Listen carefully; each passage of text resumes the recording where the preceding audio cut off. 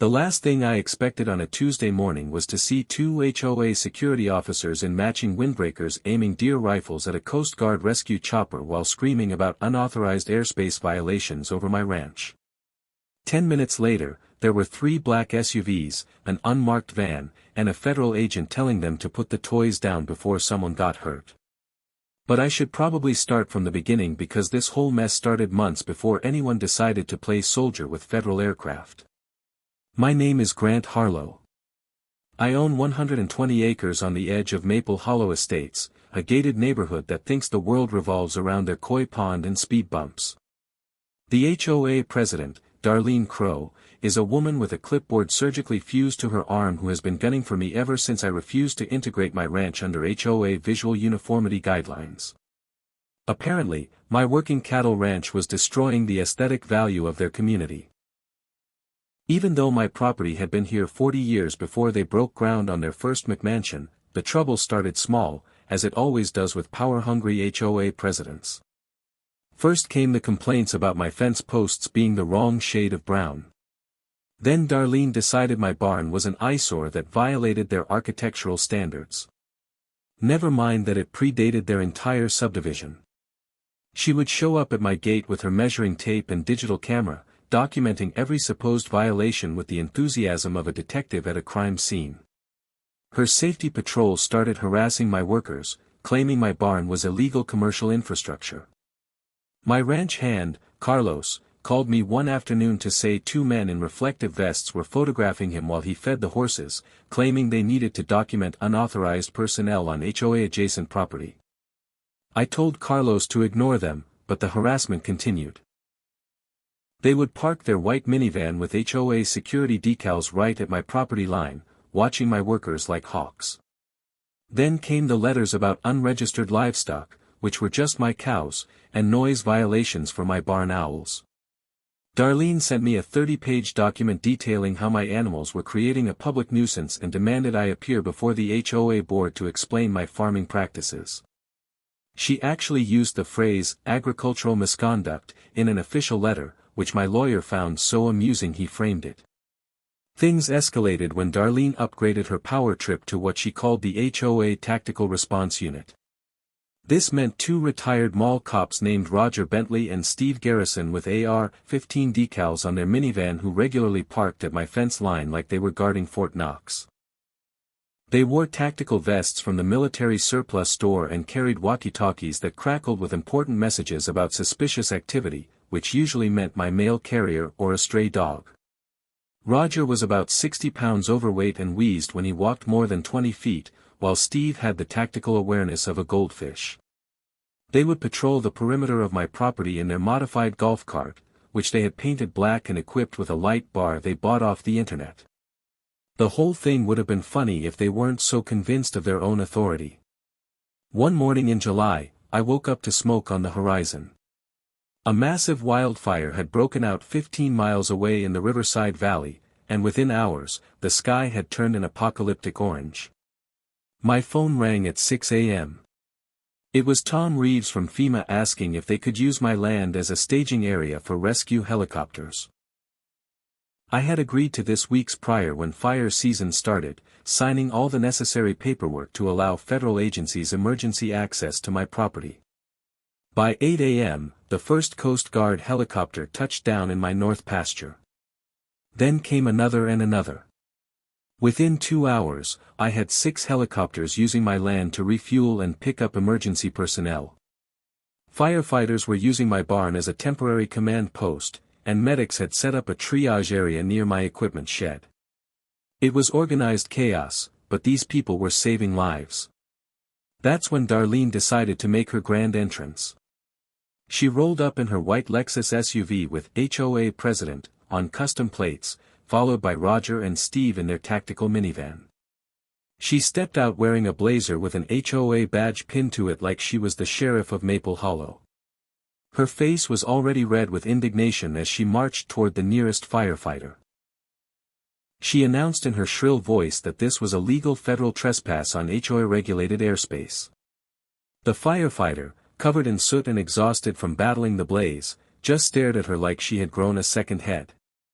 When he tried to explain this was a federal emergency operation, she cut him off and demanded to speak to his supervisor about the proper permits for aircraft operations in a residential zone. Roger and Steve, meanwhile, had retrieved their deer rifles from the van. These were not even proper tactical weapons, just hunting rifles they had modified with cheap scopes and bipods from a sporting goods store.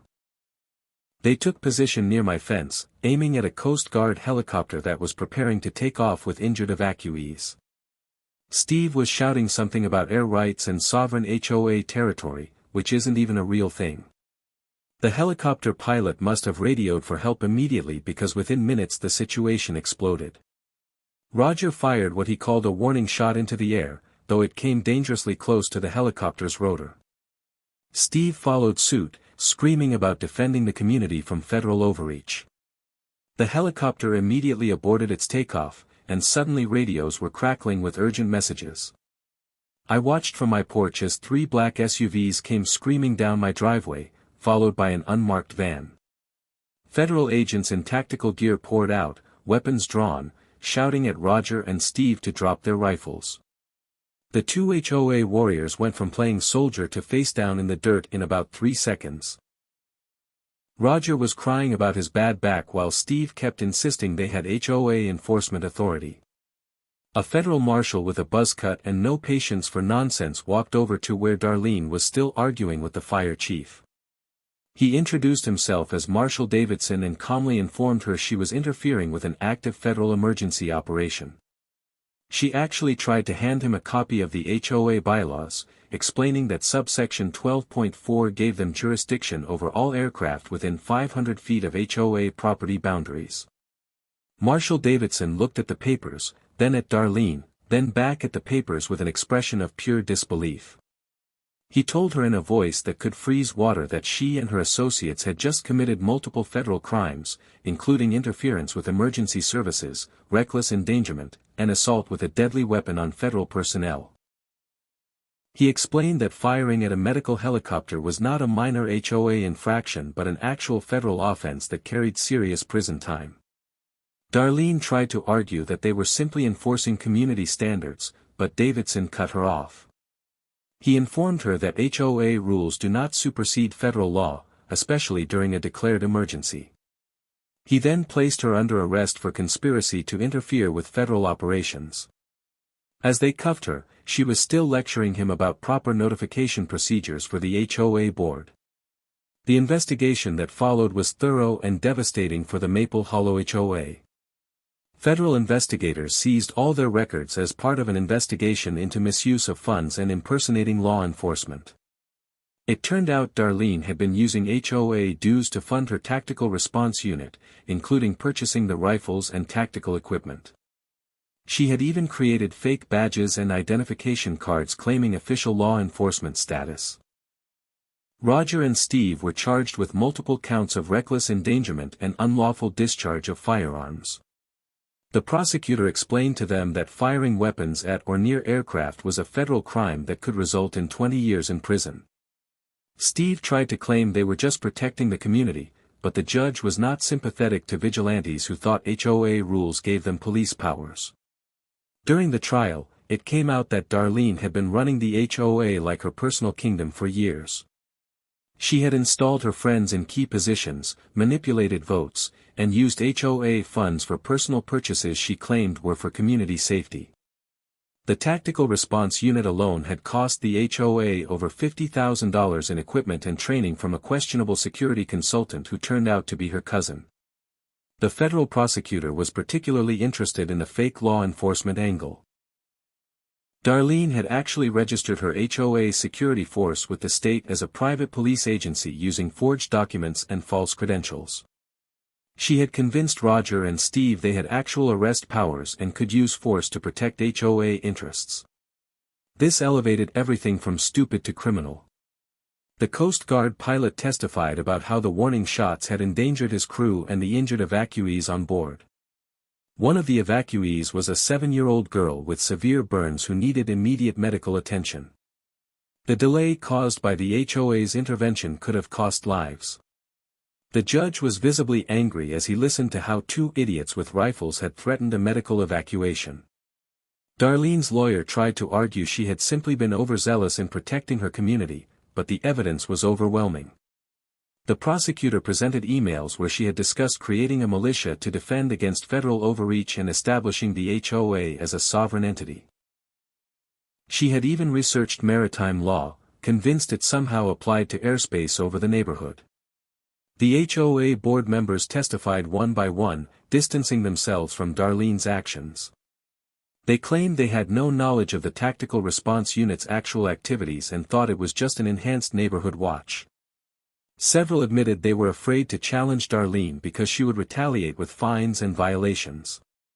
One board member broke down crying, describing how Darlene had threatened to foreclose on his house over unpaid fines she had invented.